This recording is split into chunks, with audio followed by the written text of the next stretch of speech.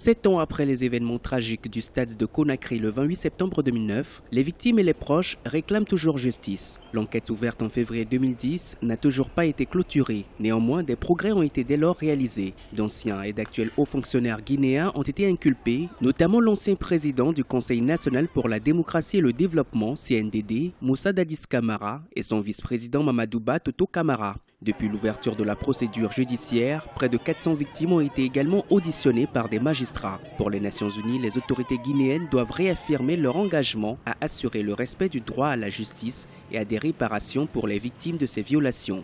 La Guinée peut être un exemple pour l'Afrique et pour le monde. Elle doit montrer que la lutte contre l'impunité est avant tout une affaire nationale et que les États africains peuvent juger par eux-mêmes les responsables des crimes les plus graves, y compris quand ils ont occupé les fonctions les plus hautes.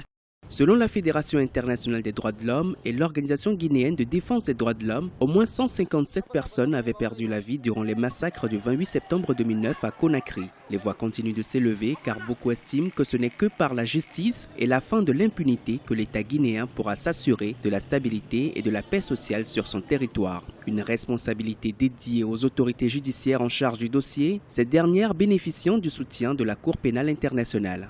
Actuellement, le dossier au niveau du pool des juges d'instruction, il y a eu des avancées, mais il reste encore à faire. Il y a des personnes à entendre, il y a des investigations à effectuer. Lutter contre l'impunité, savoir qui a fait quoi dans les massacres du 28 septembre, ça permet en grande partie de réconcilier les Guinéens parce qu'on a besoin de réconciliation nationale dans notre pays. Les victimes sont impatientes, mais c'est des crimes de masse, ce n'est pas facile. Malgré l'assurance des autorités guinéennes, certains aspects de l'enquête demeurent en suspens et inquiètent les organisations de défense des droits des victimes.